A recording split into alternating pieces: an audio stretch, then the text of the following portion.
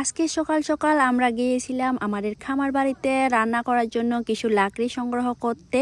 মূলত আমাদের খামার বাড়ির একটা আম গাছ কেটে ফেলা হয়েছে, যেটা ঢালগুলো আমরা লাকড়ি হিসেবে সংগ্রহ করতে যাচ্ছিলাম। আর এই যে দেখেন, আমি আর আমার সুতো দিদি মিলে সুতো সুতো ঢালগুলা কেটে নিচ্ছিলাম, আর আমাদের একটা সুতো ভাই বড় বড় ঢালগুলা কেটে এক সাইডে রেখে দিচ্ছিল।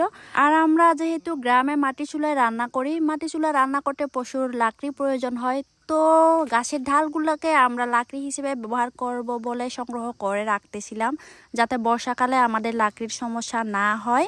আর খামার বাড়িতে যাওয়ার পথে দেখলাম কয়েকজন লুই নিয়ে ঝিরিতে মাছ খুঁজতেছিল। মূলত তারা মাছ নয়, বেঙাসি খুঁজতেছিল। আমি ভাবছিলাম মাছ খুঁজতেছিল, ওরা ছোট ছোট বেঙাসি আর পানির পোকাগুলা নিচ্ছিল একটা লুইয়ের সাহায্যে। এটাকে আমাদের টনসঙ্গা ভাষায় লুই বলা হয়, যেগুলা আমাদের টনসঙ্গা ট্রেডিশনাল মাছ ধরার যন্ত্র।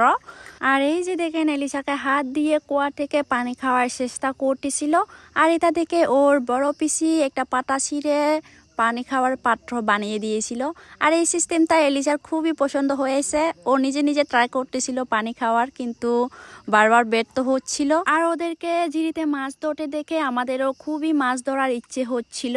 আর ঠিক সে সময় আমরা যখন লাকড়ি কাটতেছিলাম, আমাদের পুকুরের মাছগুলা লাফাচ্ছিল, ছোটো ছোটো মাছ। তো আমরা ভাবলাম চলো আমাদের মাছগুলো একটু খুঁজে নেই। আর এই পুকুরের পানি একদম শুকিয়ে গিয়েছে, যার কারণে আমাদের মাছ খুঁজতে সুবিধা হচ্ছিল। এই পুকুরটাতে আমরা এবছর মাছ ছাড়িনি, কারণ পুকুরে মাছ দেখাশোনা করার তেমন একটা মানুষ নাই আমাদের। এই যে দেখেন, আমরা বড় বড় মাছ আর ছোট ছোট পুঁটি মাছ পাচ্ছিলাম। আমাদের সুতো বাইটা হচ্ছে লুই নিয়ে ছেঁকে ছেঁকে নিয়ে আসতেছিল, এখানে ঢালতেছিল, আমরা মাছগুলা সংগ্রহ করতেছিলাম। আর আমাদের সাথে এলিসাও ছিল। এলিসা এতগুলা মাছ একসাথে দেখে অনেক খুশি হয়েছিল, ও বারবার খুশিতে নাচতেছিল আর লাফাচ্ছিল। দেন আমাদেরকে মাছ ধরতে হেল্প করতেছিল।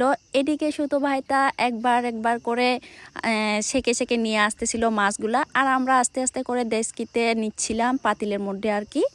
তো এলিসাকে দেখেন, ও একটা মাছ তোলার পরে বারবার হাত তালি দিচ্ছিল, অনেক খুশি। মাছগুলো বারবার আমাকে দেখাচ্ছিল, অনেক বড় বড় মাছ ধরতেছে ওর মতে।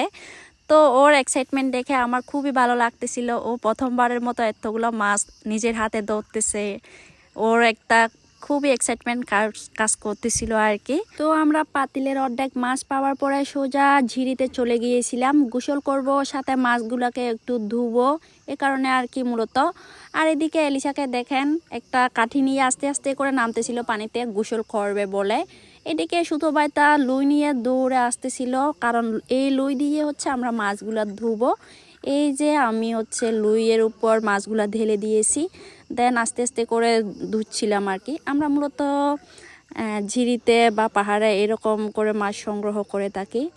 এই যে দেখেন, আমরা অনেকগুলা মাছ পেয়েছি, তবে সবগুলাই বেশিরভাগই ছিল পুঁটি মাছ, সাথে কয়েকটা টাকি মাছ। এলিসা অনেক খুশি, একটা একটা করে মাছ নিচ্ছে আর খেলতেছে পানির মধ্যে। ওর খেলা দেখে আমার খুবই ভালো লাগতেছে, এই যে বড় বড় মাছগুলা দেখেও আমার ভালো লাগতেছে। আর আজকে আমরা মাছ দিয়ে ভাত খাবো, আপনাদের সবাইকে মাছের দাওয়াত। দেখেন, আমি মাছগুলা বের করতেছিলাম যাতে আঁশগুলা চলে যায়, এই কারণে মাছগুলা হচ্ছে একটু একটু করে ঘষা দিচ্ছিলাম লুইয়ের উপর। এরকম করলে মাছের আঁশগুলা চলে যায় ইজিলি। আর গাইস দেখেন, এলিসা এত ঠান্ডার পানিতে কিভাবে গোসল করতেছে। ওর পানি খুবই প্রিয়, ও পানির কুয়া পেলে এভাবে গোসল করে মূলত। তো বাই বাই।